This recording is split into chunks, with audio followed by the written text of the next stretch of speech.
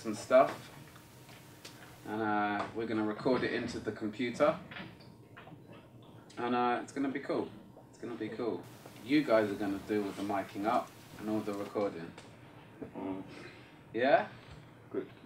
We need to go over it and just go over it and recap and remember to really understand what we're doing. This format of the class, the music production, is something I've already been teaching for a while, before Deaf Rave started. So, Deaf Rave music production, sorry, started. And so I had an idea of how the classes would run, the sorts of things I was looking to teach.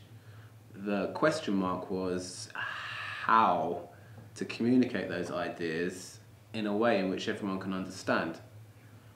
And that's something that I think that's got better as we've gone on, and it's something that's still in the process of improving, you know? But what is great is some of the things I've thought about in a different way have perhaps even helped the way I would think about it from my other music production classes. This course we're right here at the moment is called the Midi Music Company, and it's basically a Deaf Rave music production. It's the first of its kind, of course, for mainly aimed for deaf people. Now, I thank you for the main boss at Midi Music Company called Wozzy.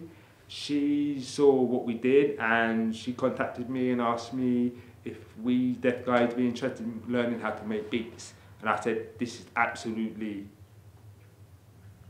thank God, because we've been waiting for 10 years for something to happen. We like music, we play music, but we want to create our own deaf music, and that's the reason why we're here.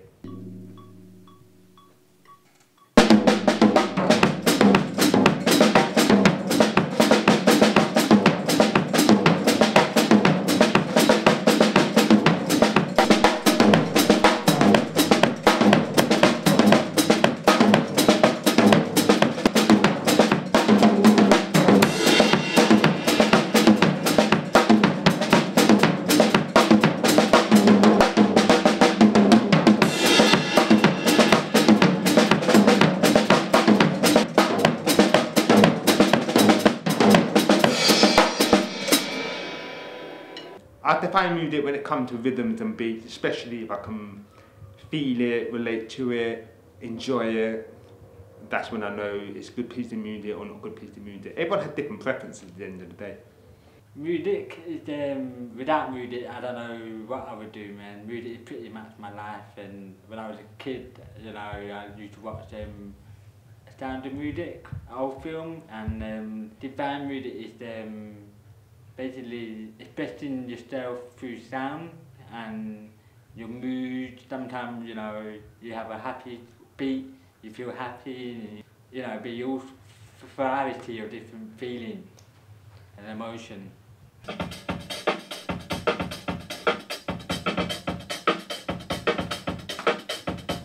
So, now we have to think about tempo. Can anyone feel the tempo, the beat? Clap it.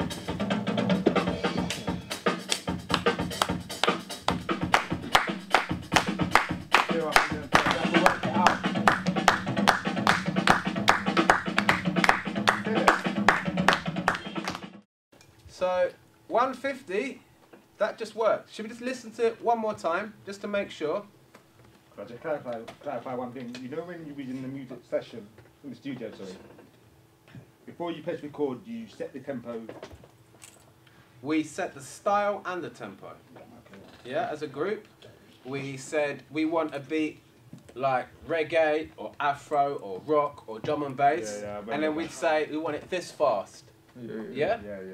So all that decisions was made before we push record. So when we're looking for a tempo, in theory, if we line up the audio at the start to the beginning, beat one of the bar one, right at the beginning of the session, it should all line up when we get the right tempo. Now, because it is live, yeah, it may move a bit around the tempo, very slightly, but this is what we call groove. This is why we like having a live drummer, because he can do things more naturally around a tempo than say if we clicked and programmed it all in, which would be exactly. You really need to be able to find a tempo or something. And it takes practice. I've been doing this for years, so I can go it's faster or slower. But it takes me, sometimes it's not easy to know whether the click is faster or slower. So you really do have to be sure of the tempo you feel from the beat first. Don't put the click on to start with, just listen to the beat and really kind of feel a tempo. Technology is definitely grown. There's various equipment that help deaf people to understand music better. Example, we use a Wowee, which is a kind of a vibrating pad. So when the beat comes, it's like 1, 2, 3, 4, you can feel it. Or nowadays you've got DJ software, for example, Serato or Virtual DJ. It's all visual on the screen, and you can tell when the beat's on time or the tempo. So when we have those provision in place, especially the BSL interpreter, the deaf group, some deaf people they can't hear, so they rely on sign language as communication preference, and they absolutely enjoy in the course because the interpreter's translating what the teacher's saying, and the deaf student, they're understanding what's going on, and they're just getting on with it, and it's fabulous. Thumbs up. People tend to think if you can't hear nothing, but that's not true. You have a different level of deafness. So some people are profoundly deaf, they will hear nothing. I'm profoundly deaf, but I have a hearing aid so I can hear a little bit. If I take my hearing aid off, I hear nothing, and I will feel the music. But sometimes when I'm listening to music, I take one hearing aid off. I wear 2 hearing aids, so I take one hearing aid off, so I feel it more and feel it in the other ear. But I have a bit of a balance 2 ways, you know. I'm feeling it and I'm hearing it. The guys in the class are just as into their music and beats as anyone else. So it's a place in which you can channel your creativity. When you're sat in front of that computer, when you're putting a beat together, you're in a space where you're able to look inside or look inside your head. Although you're looking at a computer screen and might be involved with a keyboard and things, all that creativity, all that coming up with beats is a process of looking in. And I think that's going to be a valuable artistic expression for anyone. You know, I think it's important that all people have some kind of artistic outlet. And I think, you know, music is a vast realm.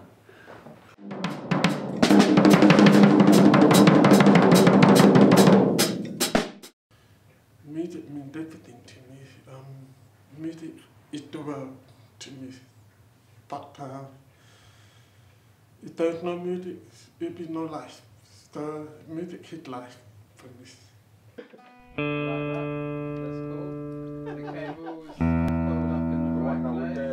Every individual had a different way of translating music, feel music in a different way.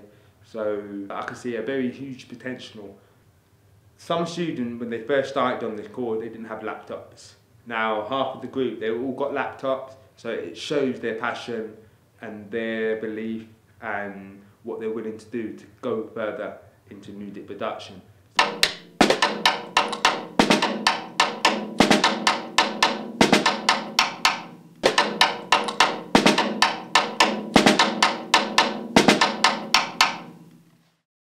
But this music production course is only happening for 1.5 years, 2 years, so it's a new thing for us.